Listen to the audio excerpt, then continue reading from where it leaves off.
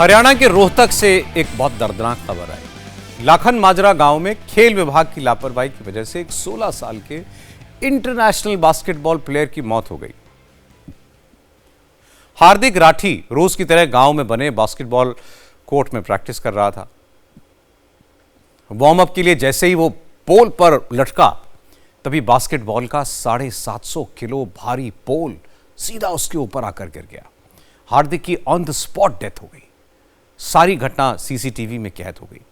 हार्दिक राठी देश के लिए 3 मेडल ला चुका था। वो अगले टूर्नामेंट की तैयारी कर रहा था। इस घटना से हार्दिक का परिवार सदमे में है और हैरानी इस बात की है कि इस कोर्ट में 250 प्लेयर्स प्रैक्टिस करते हैं।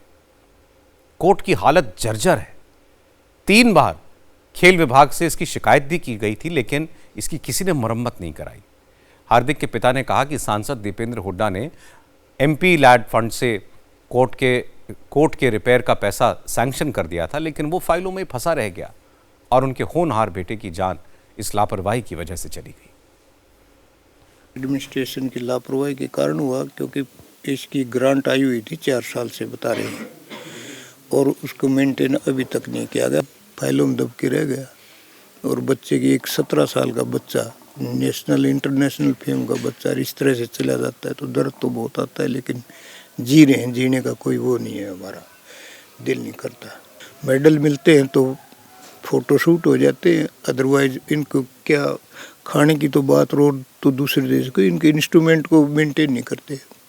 और डाइट वगैरह की तो सोचो ही मत, आप क्या देते हैं क्या नहीं देते हैं। 17 साल का खिलाड़ी था वो, कोई इतना मेच्योर नहीं था, बड़ा नहीं था, लेकिन उसका देखो ना खेल, उसकी तो ये इच्छा थी कि मैं इंडिया की टीम का कैप्टन बनूं। 3 बार अपने आप अकेला प्रैक्टिस करता था। ये आपने वो देखा होगा, इसका सीसीटीवी फुटेज, अकेला ही कर रहा है एक्सरसाइज। उसको कोई मतलब नहीं था दुनियादारी से, सिर्फ जुनून था उसको बास्केटबॉल का। रोहतक के कांग्रेस सांसद दीपेंद्र हुड्डा ने इस घटना को आपराधिक लापरवाही कहा।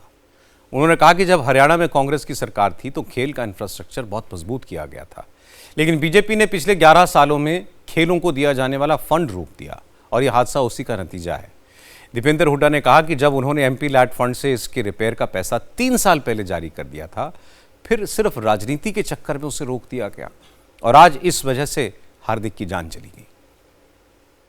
इससे ज़्यादा दुखद घटना नहीं हो सकती जब हमारे देश की बास्केटबॉल टीम में चयनित हमारा एक नौजवान, उसको अपनी जान गंवानी पड़ी हो, क्योंकि 11 साल से बीजेपी की हरियाणा सरकार ने सारे खेल स्टेडियम के अपना बजट बंद करने का कार्य किया। जो सारे स्टेडियम हमारे कांग्रेस की सरकार के टाइम बने थे, ये लापरवाही भी है और ये आपराधिक लापरवाही है। खुद कुछ आपने बजट दिया नहीं 11 साल से सरकार के बाद, और जब ये मेरे पास बात आई तो 3 साल पहले मैंने एमपी कोटा भी इसमें जारी किया कि यहाँ पे एमपी कोटे से ये इस पे कार्य हो, लेकिन 3 साल से फाइलों में घुमा दिया, एमपी कोटे को भी नहीं लगने दिया। क्यों? क्योंकि मैं विपक्ष का सांसद हूं। प्रैक्टिस करते वक्त ग्राउंड पर पोल टूट जाए, एक इंटरनेशनल प्लेयर की मौत हो जाए, सोचिए कितने बड़े दुख की बात है और शर्म की भी बात है। हार्दिक की मौत के बाद हरियाणा सरकार ने डिस्ट्रिक्ट स्पोर्ट्स ऑफिसर को सस्पेंड कर दिया, मामले की जांच के आदेश दे दिए हैं। सारे स्पोर्ट्स कॉम्प्लेक्सेस की इक्विपमेंट और फैसिलिटीज की स्ट्रक्चरल ऑडिट के आदेश दिए हैं। लेकिन सवाल यह कि ये सारे काम तो हो जाने चाहिए थे, अब क्यों? क्या सरकार इसी किस्म के किसी हादसे का इंतजार कर रही थी? अब ऐसा नहीं होना चाहिए कि जांच के नाम पर मामला फिर लटकाया जाता रहे और बाद में छोटे छोटे अफसरों को जिम्मेदार ठहरा दिया जाए।